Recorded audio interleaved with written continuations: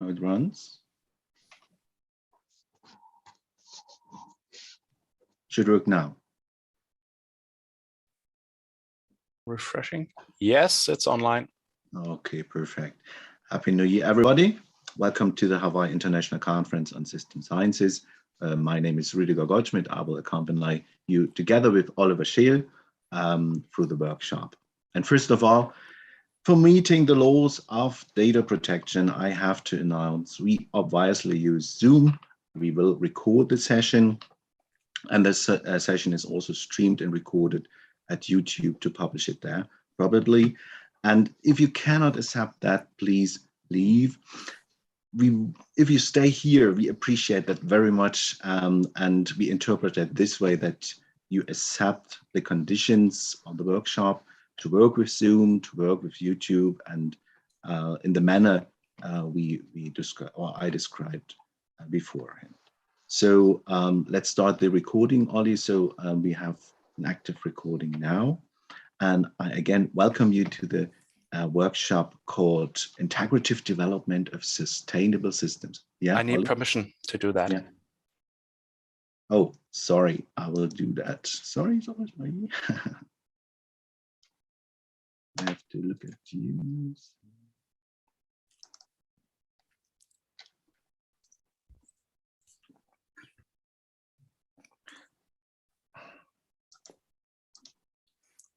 I cannot choose you because there's something in the. Okay.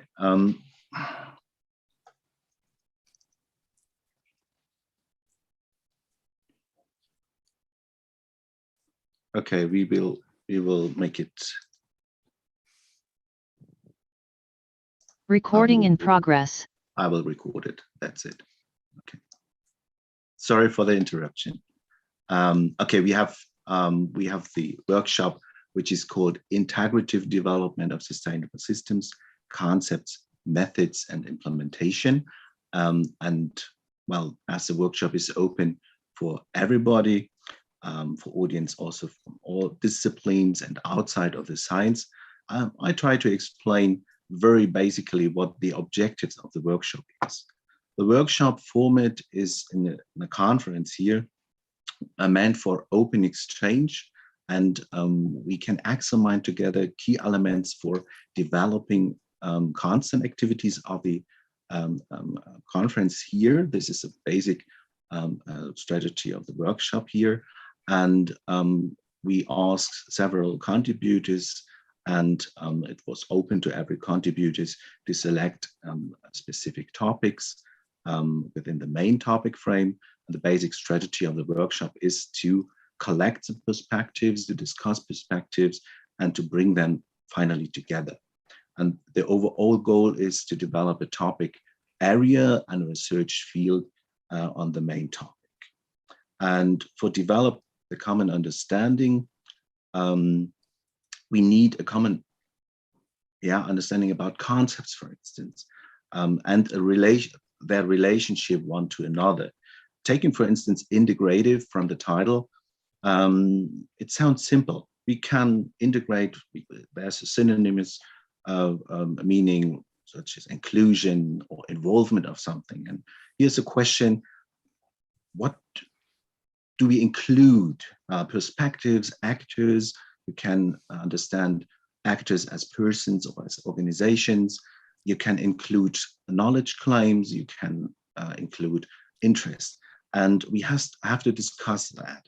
And there's also the question which meaning we relate to the concepts. For instance, when taking integrative, you can understand that you include something, but you can see also integration as one part of the process, and another part is closure, for instance. Closure means that in a decision process that you select something, and decision option, for instance, for finding the conclusion, that you select relevant arguments or something. So there are different principles such as inclusions or closure, and you can see the tension between these, or you see that, like I see, that there's a fruitful interaction. So, and we have to discuss about these questions, and for developing a common understanding, we have actually 3 levels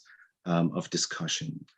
They are interrelated and we cannot separate them completely, but actually we can differentiate the conceptual questions, where we discuss about questions such as of what is a system, what is sustainable, for instance.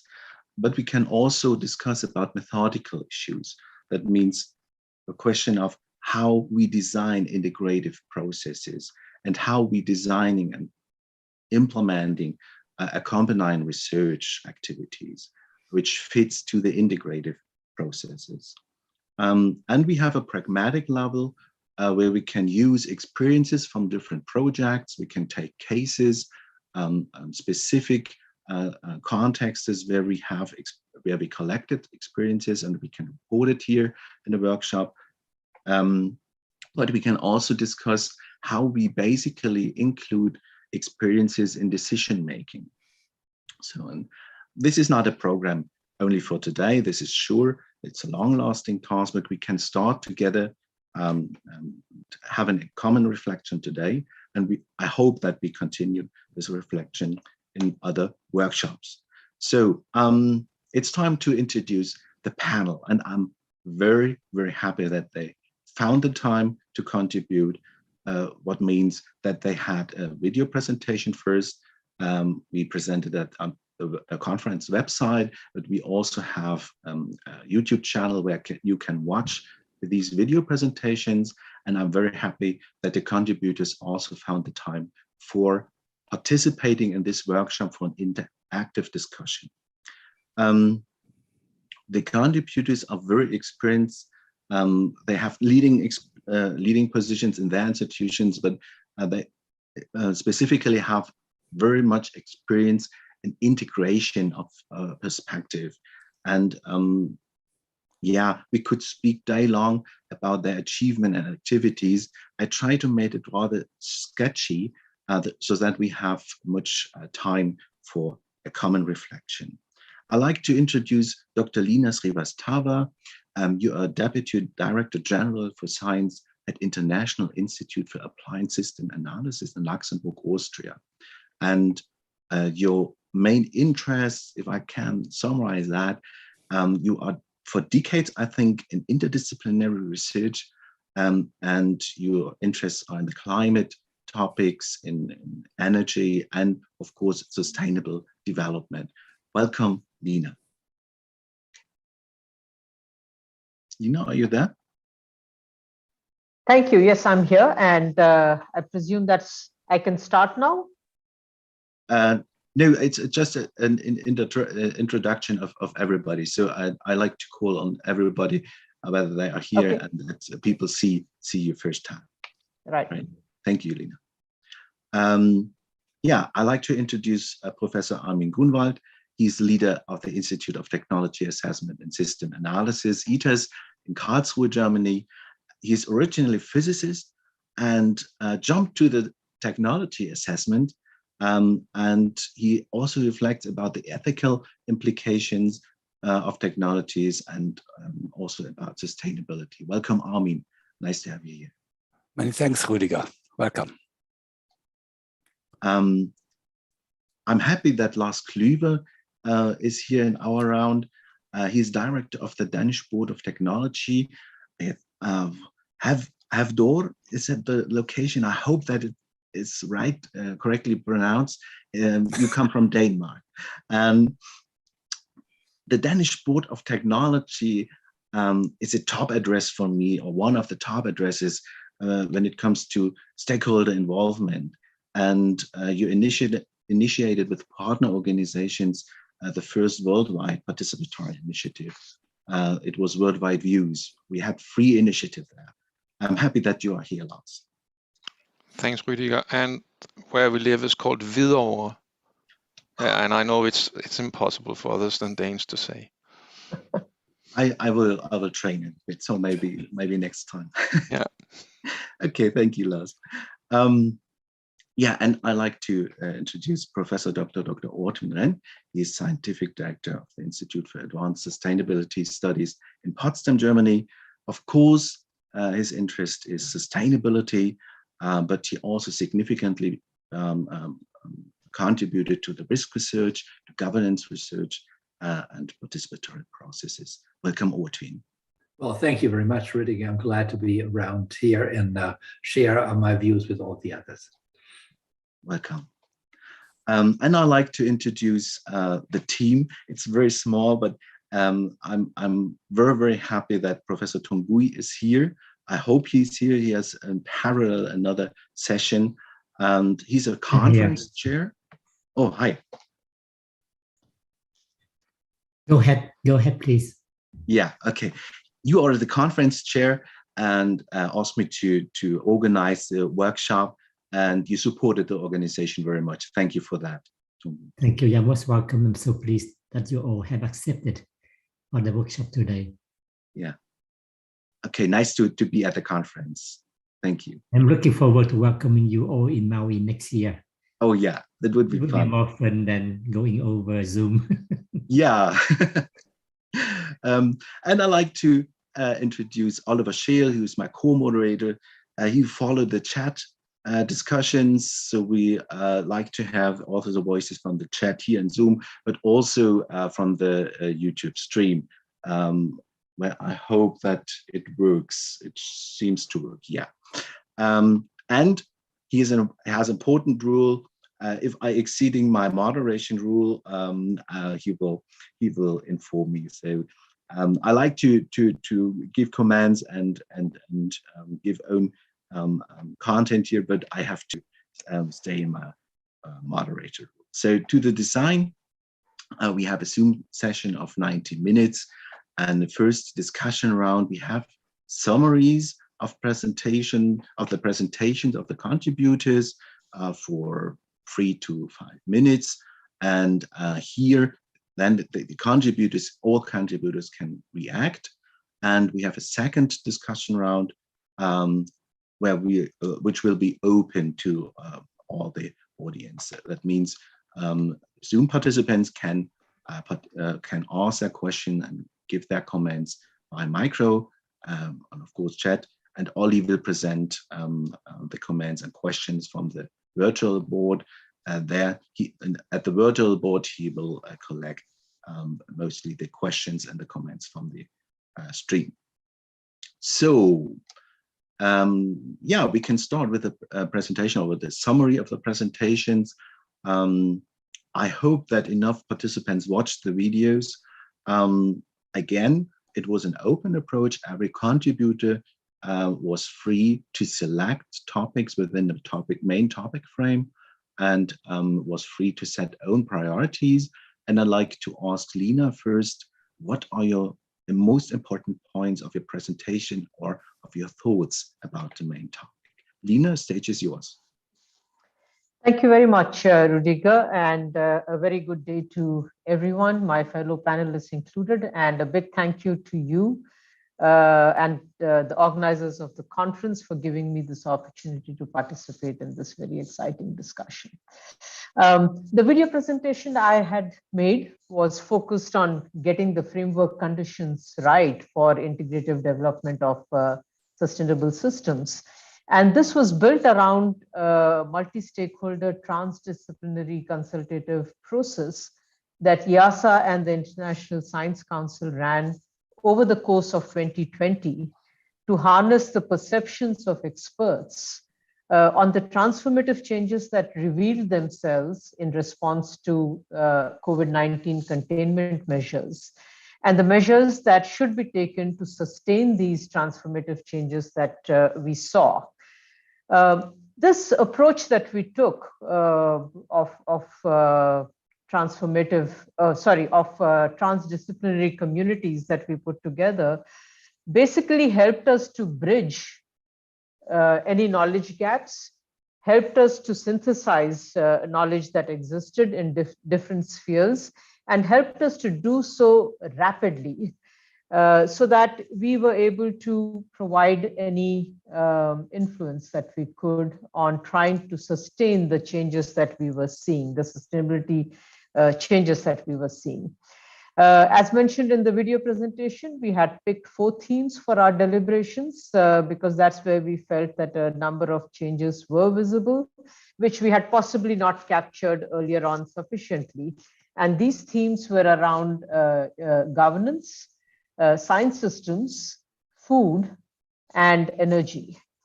So not surprisingly for us, it's emerged that the transformations in the more well-defined systems of food and energy would need to be supported by informed, responsive governance measures as well as robust science. But somewhat surprisingly, I think the global experts participating in our consultations identified several areas where both governance as well as science systems would need to themselves be transformed in order to achieve the transformations in the mitigating or adapting systems that we are looking for.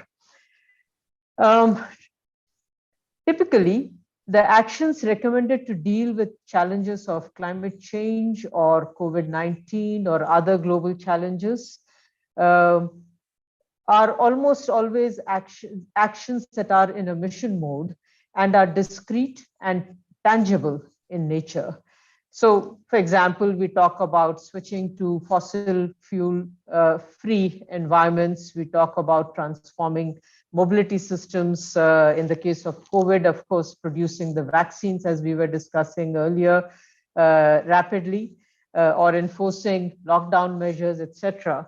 But very little of such actions, if any, are discernible on transforming governance itself. The Agenda 2030 document does go some way and recognizes the need for science coordination and coherence, but does not call for a transformation of the science system itself. There is a subsequent document that came out from SDSN, which in 2021, which does talk towards these 2 particular themes that we had as well. But it's not all that popular. In short, the argument I'm making here, based on our project, is that achieving the integrative development of sustainable systems would be greatly facilitated through 2 key things. One, an evaluative exercise on how fit for purpose our governance systems at the international, national, and local levels are, and a commitment to move towards more coherent policy and decision-making processes. And second, an accompanying commitment to ensure that the system science-based advice needed for sustainability governance is available in an applicable manner and with the agility which is required. This latter commitment would necessitate the implementation of many established recommendations on the science system, and actually also links to the governance issues that I mentioned earlier. We also need to recognize that in the highly interconnected, complex, and fragile world we have created for ourselves is both the effect and the cause of the great strides we have made in science, technology, and innovation space. However, we need to strengthen urgently and rapidly our ability to use these advances to alleviate the negative impacts of past growth patterns and to ensure more sustainable and inclusive growth paths. COVID-19 experiences have again shown us that we are actually able to innovate very quickly, whether it is in governance, whether it is in markets, and whether it is the deployment of technologies such as the digital technologies that we have seen. But ensuring that this is embraced at all levels and the right incentives are put in place and that we are able to revisualize patterns of development, I think these are the challenges that we face. We also recognize that international cooperation and globalization processes must reflect the sensitivities of this interconnected world and a planet which is on the brink, and focus on long-term sustainability for all. However, again, the disastrous approach to COVID, I think I can call it the disastrous approach to COVID vaccine distribution is testimony to the fact that we still have a long way to go in aligning our underlying frameworks to addressing global challenges and in building the trust in science that is required to ensure evidence-based systemic responses. So this wasn't just the presentation that I had made in the video, and maybe not in so many words, but I thought I would share that with you in the summary. Thank you very much, Rudiger, and back to you. Okay, thank you, Lina. Do the other contributors have questions or comments?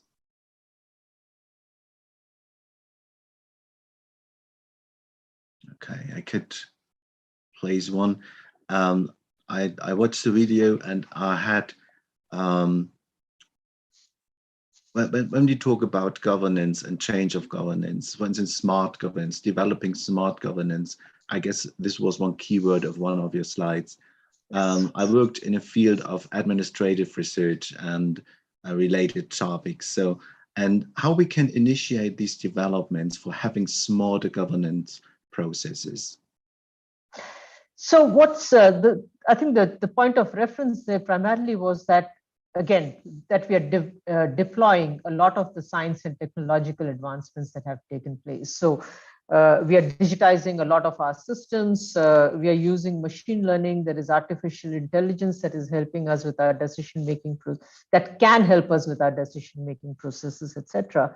But the governance systems that we have in place are still not attuned to taking a more coherent approach to policymaking. So while the data might be available and maybe we get able to generate it more real time than we would otherwise, but if we do not learn what to do with that data and learn how to do that much more effectively and efficiently, then the deployment of all these latest technologies and processes that we have would not really help us to solve the problems that we have. So I think there is need for a great degree of capacity building. There is need for a great degree of empowerment and possibly a different organization of the work that we undertake. And I think urban settings, which I think a number of other panelists have spoken to, is also a very good example where this kind of smart governance is required and can actually yield results very quickly. Mm-hmm. It would be interesting to know whether you see differences between countries or some governance structures or some countries more successful, let's say, or are there no differences between countries or other? No, obviously, I mean, there are great differences between countries and also within countries. There are places, for example, in the UK, I think there are several observatories that have been put in place where we are generating this kind of intelligent data generating systems and even responses to policies that are being put in place.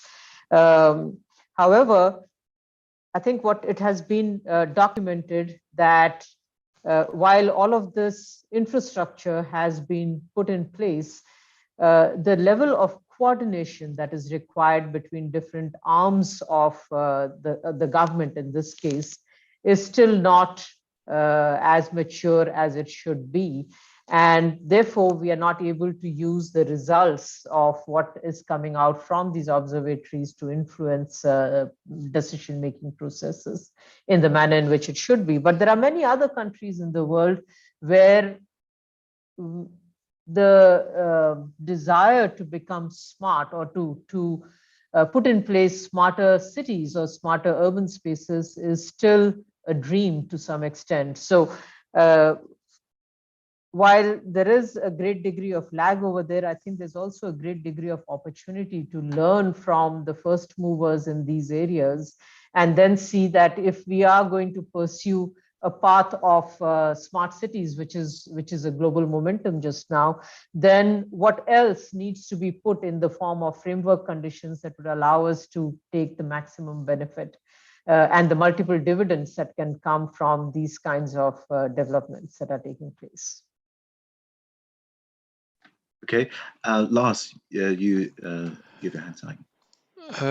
Yes, Lina, I would like to hear when you use the word governance, how widely do you use it? Because I would say that in a way, science also has its own governance, and we have science policy. We define which kind of strategic research we want to put up. Scientists have a lot of influence on that, and a lot of science is not really made very coherent. I mean, with a very coherent view on the problem. It's often made in silos and so on. And so I would like to know, what is your governance concept here, and do you see a governance problem in science as well? Thank you very much for that question, Lars, and for the opportunity to expand on what I've said thus far. I have taken, and I do believe that governance is a very broad concept, and it covers not just governments, and that was the example that I had used, but it covers governance and decision-making processes across a wide range of sectors. So science is definitely one of them, and that's the reason why we have emphasized science systems rather than science itself. When we talk about transforming science systems, we are talking about being able to also establish research agendas that would promote sustainability science. We are talking about being able to incentivize system science. We are talking about being able to reward people in terms of their careers and career progression, and providing them with opportunities and so on. And I think all of this is very well documented. So I'm taking a very broad approach to governance. And in a similar manner, when we talk about urban governance, for example, because that's the focus that we have today as well, I think city governments, the municipalities, etc., that we are talking about, but even the corporates, the educational systems that we have, the knowledge transfer systems that we have, all of these have to realign themselves so that they are able to deliver in a coherent manner on the sustainability transformations that we're looking at. So all of these systems really have to work in tandem, and the governance cuts across. It's a cross-cutting theme for almost every sector that we are talking about. So even when we talk about energy and food, the other two themes that we are talking about, governance comes up to the fore very often. It has to be looked at in a very broad setting. Okay, perfect. Thank you, Lina. We have to jump to the next contributor for being in time. Armin, I would like to know, what are your main points? Which points do you like to bring into the discussion? Yeah, thank you very much, Rüdiger. Hello, dear colleagues. The case I made in my video presentation is on a special setting for integration, what we call in Germany real-world lab research, or real-world lab as a kind of a segment of reality where social life takes place. For example, and I guess this fits to this workshop best, urban quarters, urban systems, neighborhoods, and so on, where this real-world lab approach can be regarded as a kind of radicalization of transdisciplinary research we practice now for 20 years or so. The notion, the real-world lab, was coined by the WBGU. It's a major or high-level expert advisory group to the German national government about 10 or 12 years ago.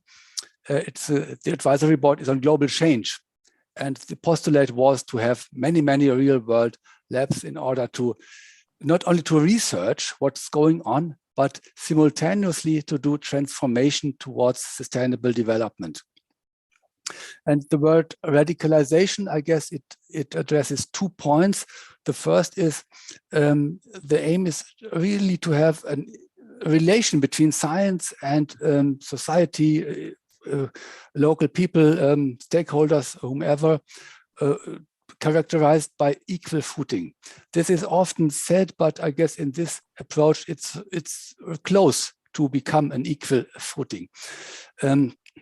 So that citizens, stakeholders, and so on really accompany or join the co-design, the co-production of knowledge and solutions, and also kind of co-implementation, including then the scientists. And second, these real-world lab idea means that they should not only be a kind of project, a project mostly lasting 3 years or so, where scientists go somewhere, do something, and then leave again. There were many real-world lab projects in Germany of this type, and most of them, as far as I know, they only caused a kind of straw fire. There was no capacity building. There was no chance to observe the long-term effects with respect to transformation. So the check was not possible whether the activities established and the measures perhaps installed really led to a gain in terms of sustainable development. So this advisory board postulated to have real-world labs of kind of 50 years or some decades. So not to be a project, but a kind of research infrastructure, and simultaneously an infrastructure of transformation, of ongoing transformation, with experiments where citizens and scientists really work close together in order to have an experimental and explorative approach to what's going on, in this case here, in urban systems. And the case we installed in Karlsruhe, it was the idea of my colleague Oliver Parodi, working with me at HICSS. About 10 years ago, he had the idea to install a real-world lab in an urban quarter. And this has been operating now for 8 or 9 years. So we have a lot of experience with that. And there is communication ongoing, transformation ongoing. It's not about the big problems of sustainability. It's a local activity. Transformation obviously needs integration of several views of different actors involved, but also integration of different pieces of knowledge, different disciplinary perspectives, different values, and so on. So it needs obviously integration. At the very end, there must be a decision. Let's go this way in order to change mobility opportunities in the urban quarter or care system or whatever. And what we saw in these 8 or 9 years is integration really takes place. It takes place via communication. That is not very surprising, because everything takes place by communication. The question which I would like to share with you and the audience is, okay, communication is a social process. And we see there is integration happening. It's just happening. But what does this mean in terms of knowledge? Knowledge for how to do a transformation towards sustainability in this specific environment, or even in other environments. What do we know about the epistemology of these social processes? I like to model processes of this kind as socio-epistemic processes. Okay, the social side seems to me rather easy, because it's just communication and we can observe what's happening there. But the knowledge part of the game is much, much more difficult to analyze, in particular because we do not only have many disciplines involved, but quite normal people from the street, inhabitants, local people, and so on, which do not use any formalized scientific language, but just ordinary everyday language. And in this language, the integration happens. Okay, we could now say, it's fine, it works, and so let's continue. But there is an argument to better understand this epistemic side of the process. The first argument is, I guess we need some criteria to distinguish between good integration and not that good integration. Integration may happen, but perhaps it's not adequate to the challenges of sustainable development. It's perhaps maybe not consistent with some knowledge piece we have and so on. So we need an idea of the quality of the transformation results. Yeah, and the second is what we want to do in this real world lab and in many others. It's not only to transform this urban quarter, but it's to produce knowledge which can be used and can be transferred to other places in the world, other urban quarters, but perhaps even other real world places where something could be learned, how to do sustainable development in a better way. And that means we have to get an idea about this epistemic ground of the integration results. And so far, I do not know much about it, but we'll go this way further. The KIT made the real world lab approach to a major issue in its application to the German Excellence Initiative 3 years ago. And the application was approved by DFG, German National Science Foundation.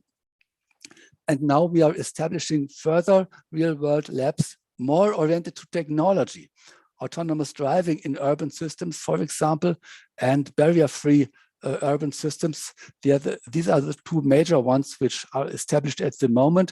And one element will be a new professorship for the methodology of real-world lab research.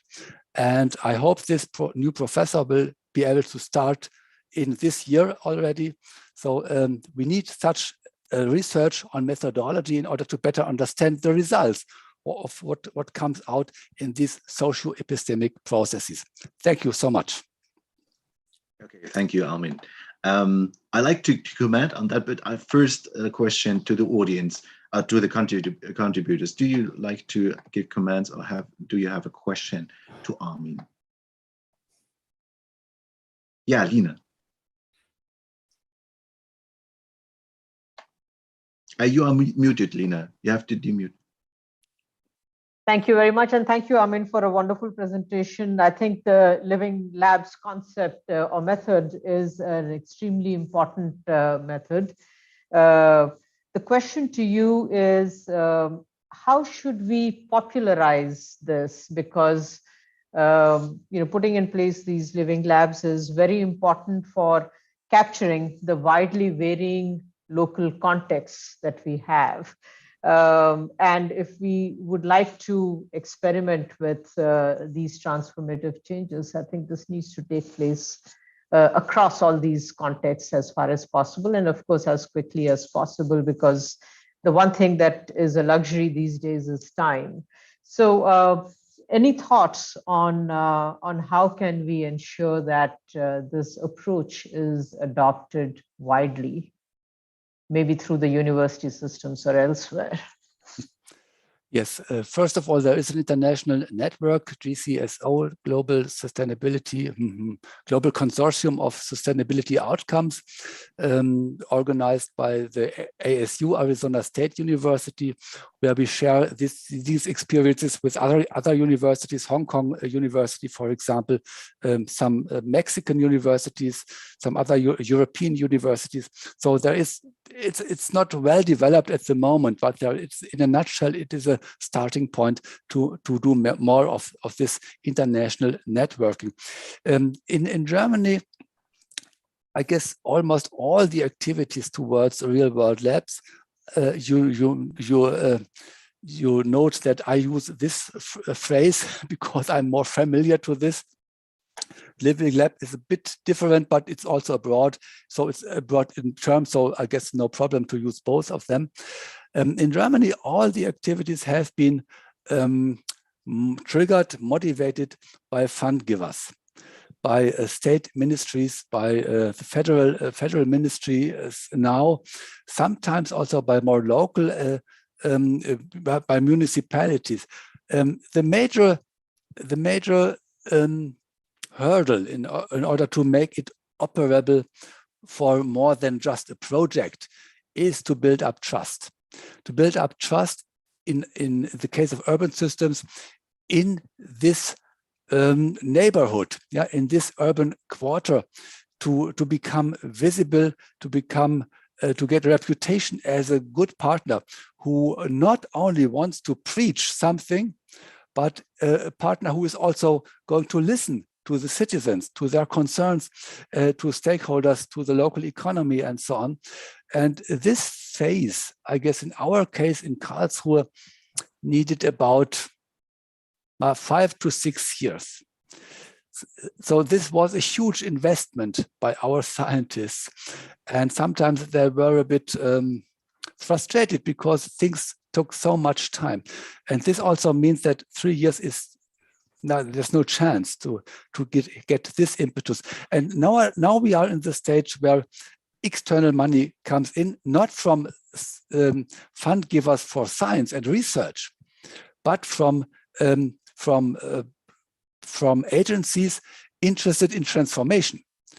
And so this, I guess this is a kind of hybrid which needs the research side, but the research, the fund givers for research should not fund the transformation.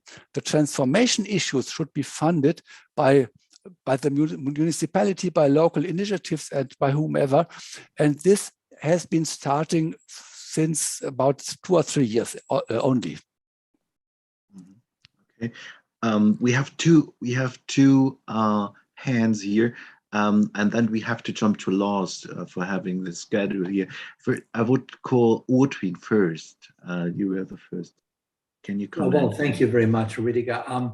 Because Armin raised a question about knowledge integration, and I would really like to ask him if he, from his experience with all these living labs or real labs, what is a kind of contribution that different types of knowledge can actually play into integrating orientation for action? So what is the role of systematic knowledge, in the sense scientific knowledge? What does the stakeholders come into? What does the citizens come into? And is there a way that, from your experience, you can see that these contributions can actually complement each other? Oh, that is a very big question. Thank you, Artin. It's a question for everything what is interesting in this field. I will try to mention some short issues. First of all, the kind of knowledge depends on the issue. For example, we had some master thesis with KIT students in the field of greening this urban quarter, for taking care of, let me say, climate change and the parks we have, the trees on the roads, in order to take care of local climate. And this is, there are students from, what is Stadtplanung? I don't know the English word. Urban planning, thank you very much. Urban planning, but even from ecology, there are students, so it depends. The local people and the stakeholders mostly come in diagnosing priorities, setting the priorities of what about their concerns and their the items which should be tackled first.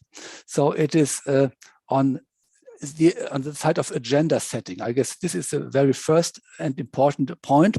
And at this stage, our scientists, they lean back and let the others talk, because the local people know better about their problems as we know. In the co-production, it depends. It depends. The role of the scientist is much bigger, of course, and some parts of the work are done only by scientists. For example, this master thesis, of course, they worked with some social science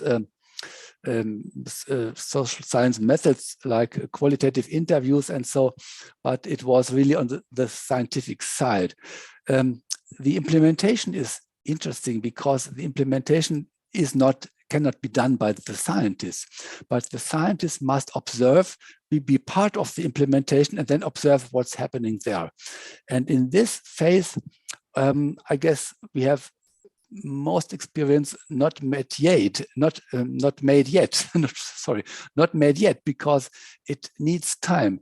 For example, greening the city for adapting to climate change, it needs 5 or 10 years until I guess we can really measure some effects. So it's a very, very complicated relationship, and it looks different depending to what part of the entire real world lab you look. Not very satisfying, Audrey, I know. No. But I know it depends. That's very clear. But it's good to have some basic ideas about this. How this can work. Yeah, in practice. Yeah. Okay. Tungbui, you like to ask a question? Yes, I would like to ask a question to both Lina and Armin. Both of you mentioned quite often the magic word transformation. We used to say in management science and organizational development, management of change. And I think the buzzword today is talking about transformative action. And given the fact that Armin just mentioned that it takes a long time and a lot of resources to get anything done, I would like to ask you two, according to you two, what would be the three top most important or immediate actions that we need to do for the transformation process at the local level, at the regional level, and also at the global level? What would be the three top agenda actions that you think would be most important to do right now?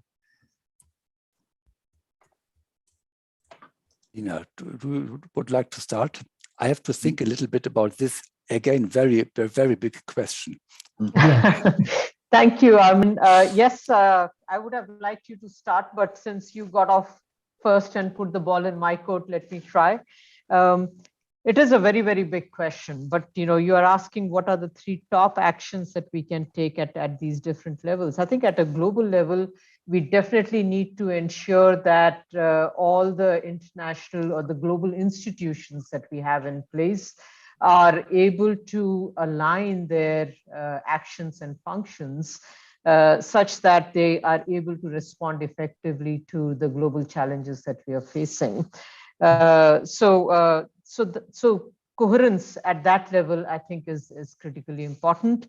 At the global level, once again, I do believe that we need to take a relook at the globalization processes and the trade situations that we have, such that we ensure sustainability also through this processes of globalization, and do not follow possibly a more conscious globalization rather than all-pervasive open kind of globalization that we have been following in the past. We know that today, with hindsight, that taking this very broad approach to globalization has resulted in many negative outcomes as well. So if we are going to look at transformation, then I think we have to correct some of the problems that we have. The third thing that I would mention at a global level is, of course, the issue of equity. Almost everything that we do has to ensure that there is a more equitable development. And this applies not just to the global level, but also to the regional as well as the national level. So I think equity considerations, inclusion considerations are going to be critically important. And whatever is the new society that we might want to define as a result of these transformative changes, inclusiveness and inequity has to be, or equity has to be at the core of this. Let me stop there and give Armin an opportunity in the interest of time to talk to the different levels that you asked the question on. Thank you, Lina. Yeah. Thank you, Lina. Udwin, very short. We need to jump to Lars, but if you like to comment, you can do that now. I guess I should first give my part to the answer. Oh, Yes. yeah. Okay. Very brief, because the big issues Lina mentioned, I will repeat in a sense at the local level. So it's a major issue for me at the local level is energy, because a huge part of environmental issues and also social ones is depending on energy and how energy is provided and converted. The second is adaptation to climate change. I already mentioned this point. Many cities in the world already are facing now difficulties with climate change, and these will increase over the next decades. And in order to prevent that many cities will become uninhabitable, we have to do a lot of work in this respect. And the third one is social life. Integration at this social level, multicultural integration for a good life together. I guess this corresponds a bit to what Lina made as their third point. Thank you. Okay. We had in the chat also something from Lars Kluver. He might pose a question directly. Oh, it's very brief. How far is what you talk about, Armin, away from what we many years ago called action research? In a sense, you can say it is a kind of rediscovery of action research. I guess this was a notion in the 1970s and 80s, and then it disappeared. And now we we found it back and bring it in new forms to practice again. Okay. Old wines on new bottles is sometimes very good. Okay. Ortwin, you indicated a hand. So do you like to have a comment or? No. This was the old one. Sorry. Yeah. Oh, yeah. Okay. We can proceed now. Yeah. Okay. Then I just would like to add that Lina posted in the chat that she'd like to add the strengthening participatory governance to the list of the top actions to do now. Yeah, I saw that. Yeah, okay, thank you, Oli. Okay, I like to start with Lars Kluver's contribution or summary of the most important parts. Thoughts? Yes, thanks very much. And this is very interesting. I wait to see when there will come something up that we disagree about. But let's see if it happens. My case is very concrete. It's about coast city planning towards the ocean rise that we will see over the next 100 years. If you take IPCC scenarios, then we can expect something between 30 centimeters or 80 to 100 centimeters ocean rise, depending on which scenario you believe in or policy goes for, you could say, or we end at. If that happens, then we will in Denmark see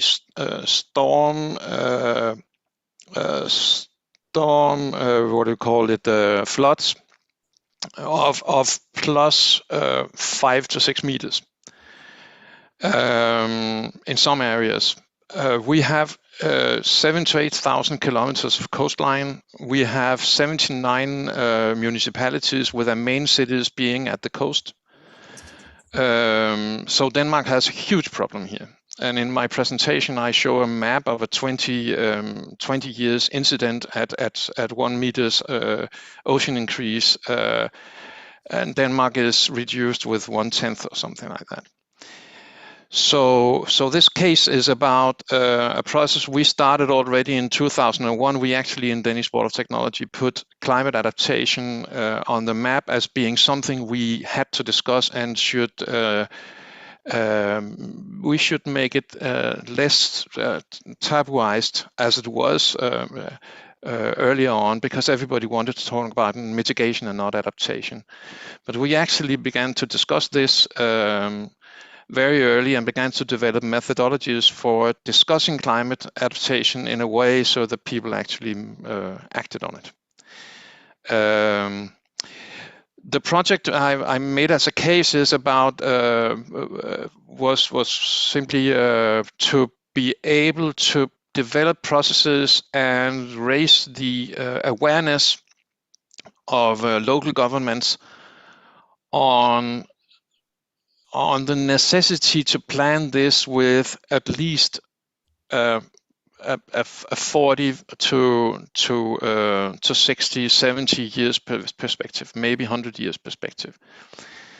And just put the question to yourself: can you imagine any city, any town in this world that has been planned with 100 years perspective? I cannot.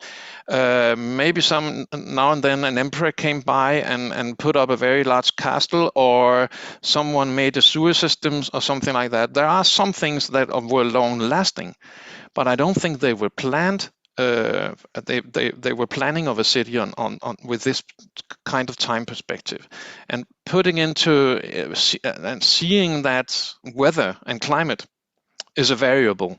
It's something we don't know actually how it will actually act when we come to this situation. Cities are variables as well. We don't know which role they will play in the future. That counts for cities as such, but it also counts for each city in itself. I mean, over 100 years perspective, cities can change a lot with regards to their role and function. So what we did was we set up scenarios. First of all, basic scenarios, so you could say start point scenarios for 3 different strategies that cities could take. These strategies, briefly mentioned, was to let the water in, or make the city adapted to welcome the water when it comes, make it part of the city life in a way. Another was to move up the city or uphill as things begin to happen. And the last one is, of course, what the strategy we see everywhere now, to try to avoid that the water comes in. And what we did was we made in several cities, we made work with stakeholders, experts, and citizens, politicians, to create to adapt these scenarios to their situation. And we made citizen summits, and that's 100 persons on a day discussing different themes and answering different questions about where they want this to go. So basically what we did was we coupled a knowledge process based in the scenarios. So the scenarios were quite concrete for the specific city, with a value process of where did citizens want their city to go in this town to go in this time perspective. It ended up with some concrete policy options on national, regional, and local level, also with methodologies that could be used by all the towns in Denmark. And we have 2 schemes for doing this. One scheme is basically to do the same kind of visioning process for every town. And we're doing that now and then for different towns. But also a very, very delicate process where any function in the city touched by increasing water levels is registered. There are made visions, ideas for any of them, and these are sorted out. The technical realism of implementing these ideas is sorted out. The price is sorted out. Different risk scenarios are sorted out, and so on. So it's very delicate and very, very, very thorough process. So it's just to show that I actually think it's possible to, first of all, take up very big challenges that are so big that people would normally be apathic about them and sit down and do nothing, because these problems are very, very big. It will be very expensive to make the changes needed. But it is actually possible to break that apathy and begin to make people sit down and think in the necessary long term. That's one thing. Another thing is possible to, I think, mobilize the needed knowledge. I agree with Armin that it can be a very wide range of knowledge from ecology, fishery, very many things, depending on which kind of coastline we're talking about. And of course, engineering. That's logical in this respect, and planning. But where I see the problem, if we open up this kind of experience to to all the other kinds of problems we have where integrative approaches are needed. Then, to be frank, I think that the glue in this is not really governance. It's not really science. The glue here is participation. It's participatory processes. The thing that binds all these elements together is that you have a process people can be part of. Then they want to be part of it. So my point here is that I think we both from the science side and from the policy side have much too weak policies that both of them need some kind of participation policy. Because if we are going to solve all these very big challenges we have ahead of us in different areas, I really think that any corner of the whole system that has to be involved in it needs to understand the role of inclusion and participation, and needs also to have some competences in it. And I think that is the big challenge, because I think if you have that, then at least our experience is that everybody check in and wants to be part of it, and everybody contribute in a very constructive, and it makes it much easier. So that's I would like us to talk a little about the participation and the role of participation as a core for making integrated processes work. Thanks. Okay, thank you. Questions or comments from the contributors? Yeah, Ortwin. Yeah, Lars, maybe you made a very interesting point here, first on participation, which I first strongly support. But I would really like to know, what were the results of your experiment? What would people like to have the floods coming into the town, or were they really like to protect themselves against the water, or was it to build in a different place, to relocate? So were there differences? And that maybe also lead to a more general question. How do you deal with conflict and participation? Not all of the time you get a consensus in the end. So maybe that there were a lot of differences in opinions, what the three options should, or which of the three options should be pursued. In general, I would say my feeling is that more conflicts are being resolved than are being made by these processes. Mm-hmm. That's my feeling. Just to give you one example from a climate adaptation process we ran in the city of Kalundborg. There's a very big summer house area there north of it, a very famous summer house area.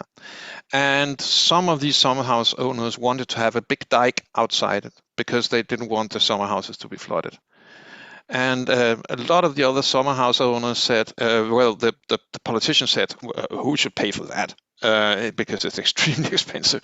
And some of the other summer house owners said, why? I mean, we didn't buy the summer house to look into a 5 meters high dike. Mm. We bought it to be able to look at the ocean.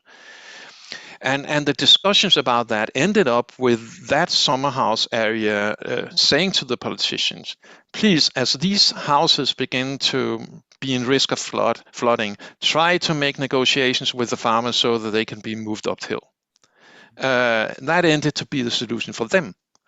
For the industry in the area, it was barriers in the water lines of different kinds, from sewers to rivers to everything, because they had freshwater seas inland that they used for the industry processes, and they just said, please avoid that any salt water comes into these freshwater reservoirs. So I think what comes out of this is that these three scenarios are building blocks for the solutions, even locally. And they will all of them be used in different forms. Yeah, thank you. Thank you. Lena, you raised hand. Thank you very much. Very quickly, I completely endorse the point that you've made. In fact, that was the point I made in the chat box, that participatory governance is absolutely a must.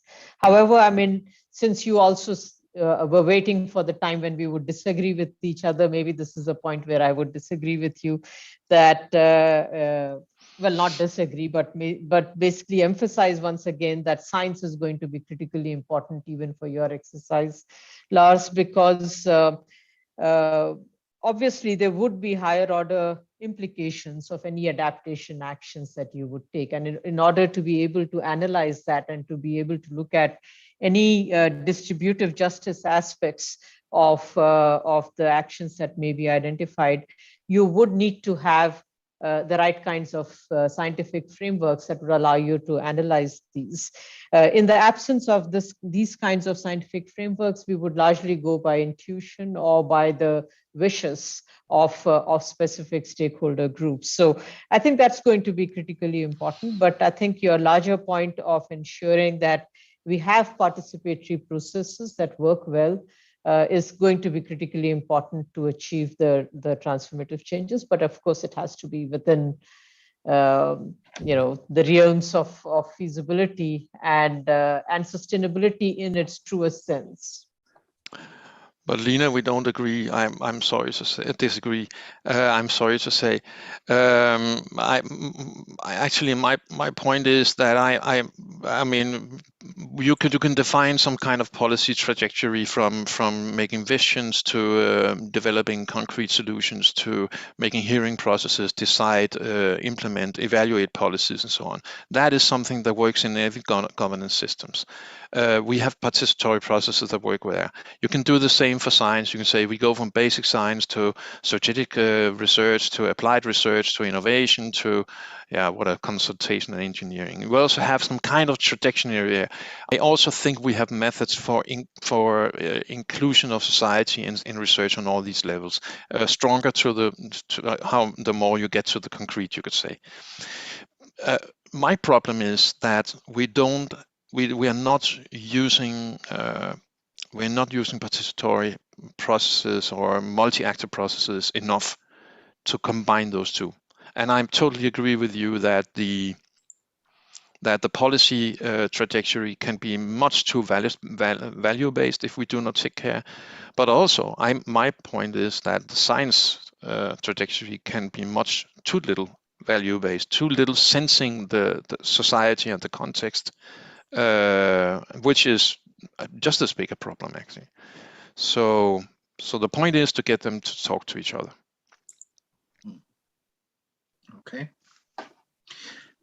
Okay. Let's go to the contribution of Otwin Ren. Otwin, what are your central thoughts about the topic? Well, thank you very much, Rüdiger. I have a more general approach to this issue of making sure that science are contributing first to participatory governance and inclusive governance, but also to sustainability. And what I would like to advocate is that we need 3 different types of scientific approaches that can help us to deal with these 2 goals. And those 3 different contributions of science are first the kind of classic curiosity-driven science, and I'm really convinced that this is still very important.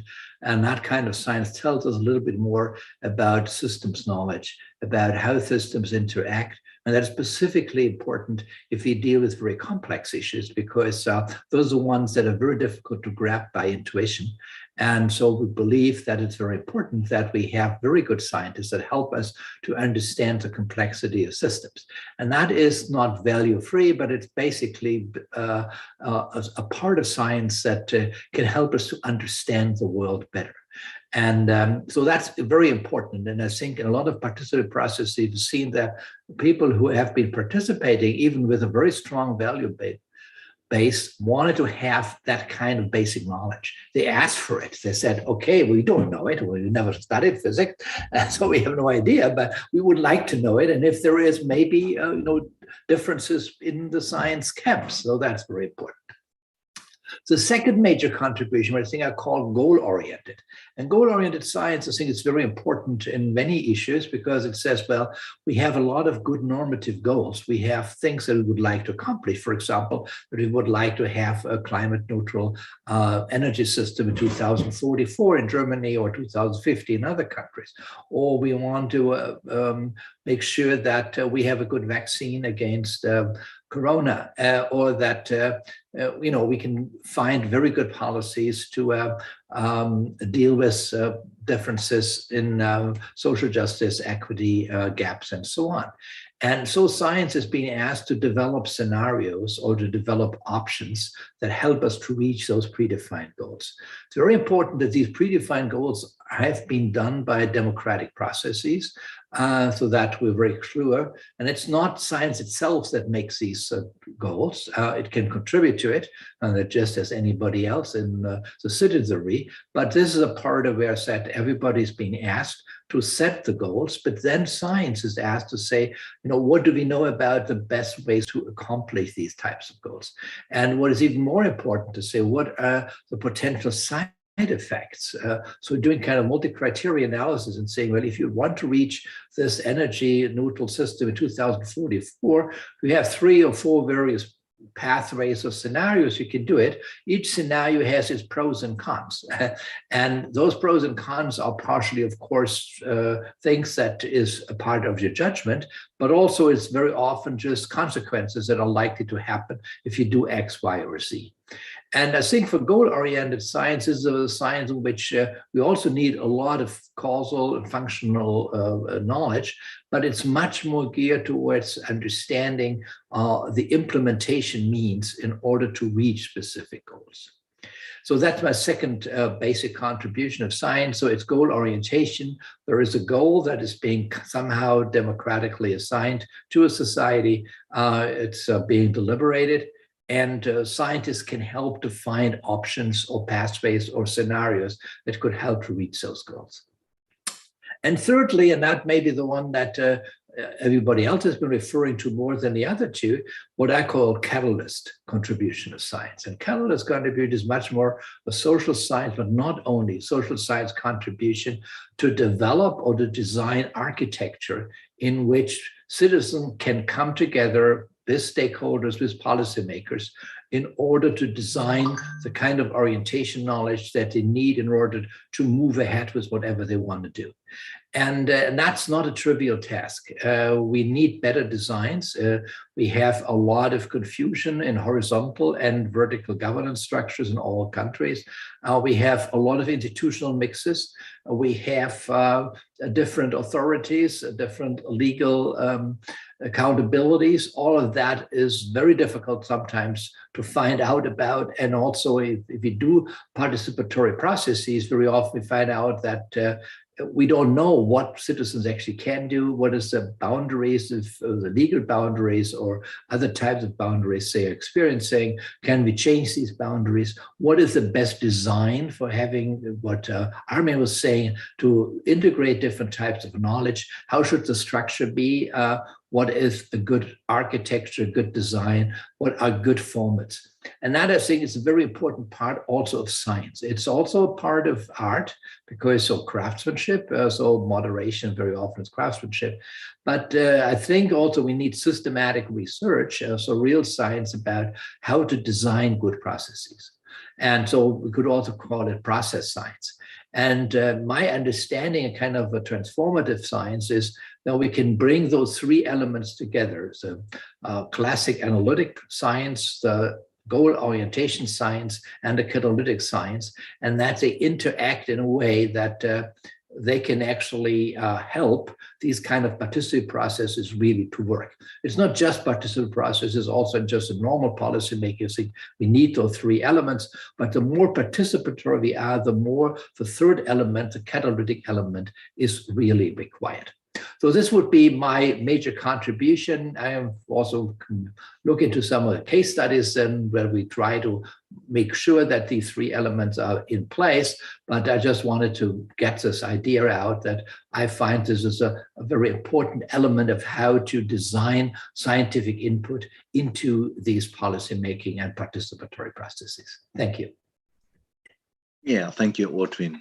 Do the other contributors have questions or comments? Armin. Yes, thank you very much, Ortwin. I agree that science has a strong role in this transformational game, of course, because of what we have been saying. I agree completely.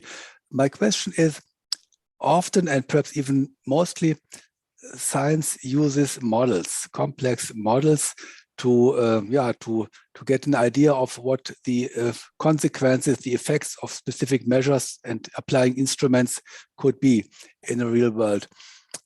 What we know, of course, modeling is not value neutral, because the scientists, they have, by deciding we take this data and not that data, we use this model philosophy and not that, these decisions are burdened with values.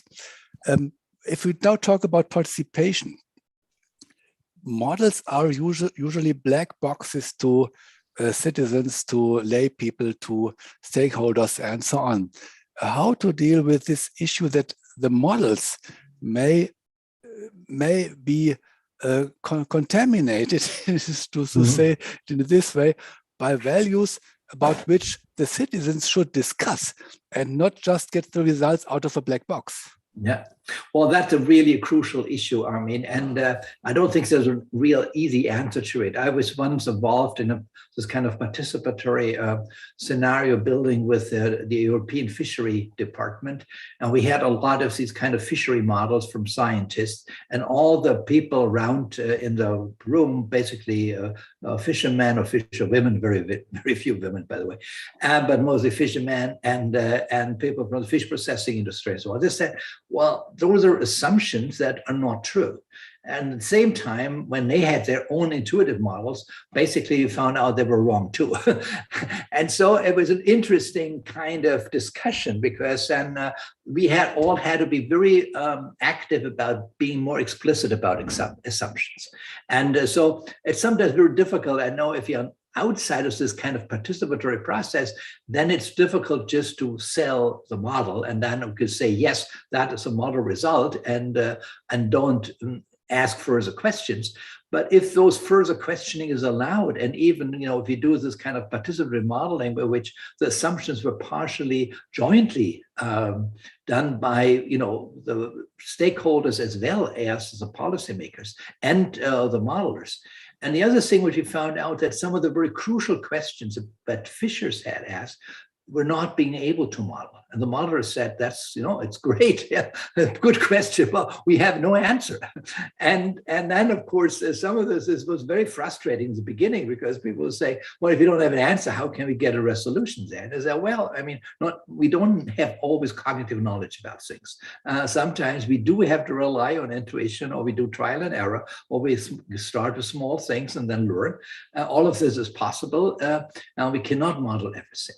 And I think so. It's a learning experience. But on the other hand, thinking about a lot of these kind of fake news things that we're facing now, and unfortunately now in being in Brandenburg, issues like the phase out of coal, we are always confronted with fake news, with fake models, with really clearly scientifically wrong assumptions. That is very important also to tell people, look, there are some factual information that you need to take into account, and it's not everything is up to discussion. 2 and 2 is 4, and the thermodynamics is something that is unfortunately not changeable. So I think it's a difficult process to be sure that on one hand side you're not giving any knowledge the same value, specifically if it's about causal or functional relationships, but at the same time show that even the best scientific knowledge has its own assumptions and has its own value base behind it. Okay, we're running a bit out of time, but I want to call or give the voice to Lars. Thanks for raising the question about models, Armin, because with these questions we're talking about, these are always central. For anything. The scenarios I was talking about, I can tell you we had models used there. I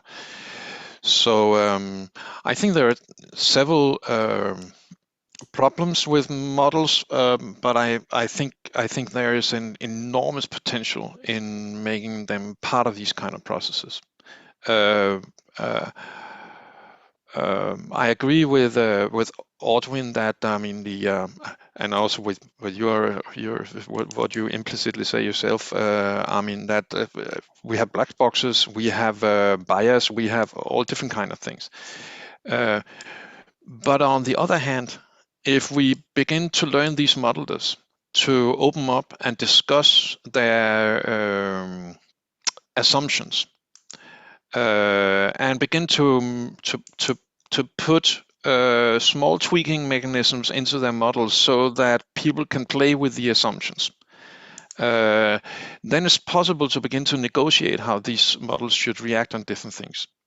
Because the assumptions can be discussed, they can be negotiated, and you can probably by doing that come to a better assumption than the one that the single scientist is sitting in the lab and doing. So I think also it's a matter of how we think of models. If it's something where instead of having bias, we have pragmatic solutions, you could say, which I think is better than bias. I think that's one thing that could be done and should be done in much modeling. Another thing is speed. I have myself made participatory processes where we wanted to couple energy modeling on the Danish energy system to participatory processes, multi-actor processes. And in the beginning, it wasn't very much fun because people could say something and then they had to come back 2 weeks after when the modelers had their intermediate calculations ready, and then we could start the discussion again, and then we had to come back to, and we began to work with some modelers, and they made fast models that could react in a quarter of an hour. That helped a lot, and suddenly the models became an active tool in the participatory or multi-actor process. So I think we need to have there needs to be a discussion with these modelers about how they can make their models much more useful in policy and open negotiation processes, because the usefulness can really be improved a lot of many of these models. Okay. I like now to open the discussion. We have only a few minutes left, but I like to open the discussion also to the audience. So now all participants can place their questions or comments. Do we have open questions here in the auditorium? No. Okay. I interrupted the discussion, and so nobody has new question. Okay. I will. So I can look at it. I can ask some question to you, Lars. You used a specific method, the DAPP, Dynamic Adaptive Policy Pathways Methodology, which was used in this specific project. Which general experiences do you have with this method? Is it effective in general or not? It's a lot of work. I mean, if you have a town, a coast town, and you want to get an overview of the whole system, how it can be, how the water can affect the whole system, then alone the mapping is a huge piece of work. Then after that, you have to explore, develop visions, and you have to develop ideas for which kind of solutions you would have. For each of these, you would have to have a reality check made by engineers mostly, but also by other kinds of scientists. You would have to make risk assessment. What would this mean for the fishery in the area, for the fishery in the stream, where we make a barrier for? I mean, so there's a lot of risk analysis connected to it. So also scenarios of different kinds of risk. And in the end, you will have to make different kinds of processes for filtering out what you want to do, when you want to do it. So you basically have to make some sort of plan that can be robust to different political situations over time, because we're talking of so long time that political moods, everything, a lot of things will change. So it's, first of all, very hard work, but it works.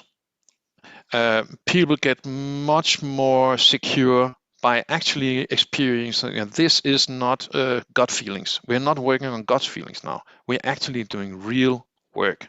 We're actually taking the problem and trying to solve it. That makes people very comfortable. So they actually provide the needed efforts, which is interesting. So it is, you could say, it's always a balance. Do you make a fast process where everybody can participate, and yes, then we come out with fast results, or do you go in the other direction and say, now we're really working, now we're going serious, and sometimes you have to do the one, or sometimes you have to do the other. Okay. Dear audience, do you have questions and comments very urgently? We come into the end phase of the exchange, and now we can take 1 or 2 questions, and then we have to close the session. Okay. So I have one question. Yeah. I have one question to everybody. If we should move ahead with this, I think we had different ideas, all of us, on governance and whatever. Which kind of science it is that could help that to get along? I mean, the ideas that came up, because all of us had ideas, and there were, I mean, there were visions for where this could go. What is it that will take it to go there, and what is the role that science can take in that? Because I'm sometimes puzzled over that, actually. If we're talking about, I mean, are we seeing visions, or can they get a little more tangible? Can it be something that can be done? What is science's role in nurturing integrative science?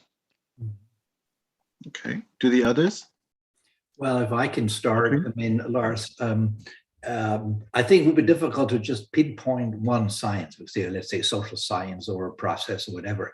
But I think what is important is that we understand that science needs to combine research on substance and research on process, and that those are not totally divorced. So that when we think about substance, like, let's say, energy neutrality or whatever, some kind of other sustainability issue, that there are substantive issues. So, you know, what actually has an impact on this, or what makes actually changes happen. But if you have this kind of knowledge, that also will always require a process to go from A to B. And that kind of sometimes called transformation knowledge, but it's maybe more than this. And I've just called it process knowledge. And that's where science actually needs its role as being a catalyst, bringing things together in order to move. And it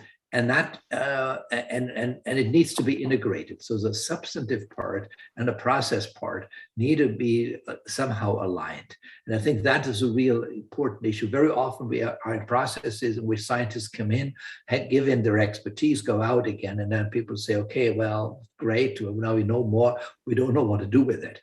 And on the other hand, we have process people that come in and say, oh, we do this with whatever,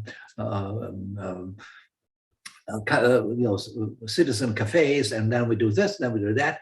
But they said, well, it doesn't fit to the substance. I mean, it's not, it's very nice and people learn something, but they don't know what to learn. And so I think this combination of substance and process is a real issue. And that I think we need the kind of science that I try to outline, but they need to work together. And so it's not one science, it's always a relationship between sciences. Yeah, and the interaction, yeah. Okay. Do you have any comments? Lena has. Yeah. Lena. Thank you. I just wanted to reflect a little bit on some of the discussions. I'm sorry I dropped out for a couple of minutes in between because of network problems. But the more we talk about integrative science, and that's absolutely essential, we have to be able to capture the different disciplines of science and bring them to bear on the problems that we are dealing with. But the more we have integrative science, the more complex, and the blacker the black box, if I can call it that, that will be in front of us. So undoubtedly, this kind of integrative science can be made more real through broad participatory processes, as we have mentioned, but the complexity would still remain. And to me, it seems that one of the elephant in the room, from my perspective, also is the fact that science, integrative science in particular, of the kind that we are talking about, would maybe not reflect the diversity of contexts in which that science has to be applied. So how do we ensure that the science is applicable in these different contexts, and that there are sufficient translators that are available for the science, for the local context that we are talking about? So the role of open science, the role of accessibility of science to all parts of the world, I think are also going to be critically important. So goes back to what we started with on how are we defining integrative as well. There are many ways of doing it and many dimensions that we are looking at, and these couple of other dimensions I thought I would put on the table as well. Thank you. Okay, thank you, Lena. So Armin put in the chat that he has to leave early, so we have only some minutes more. I try to conclude here and or sum up the discussions a bit. And it's not easy, but I will also refer to the video presentations. And I'm basically very happy with the workshop. It turned out prolific to have an open approach that everybody of you was able to contribute. Now it's time for summarizing that, and we will take some time for doing that. And I guess the exchange, first of all, indicated the broadness and the variety of the main topic and the need also for integrative development. We touched every level of discussion. We have conceptual impulses, methodical impulses, and I was very happy that we have open questions, Armin, not only statements or assumptions.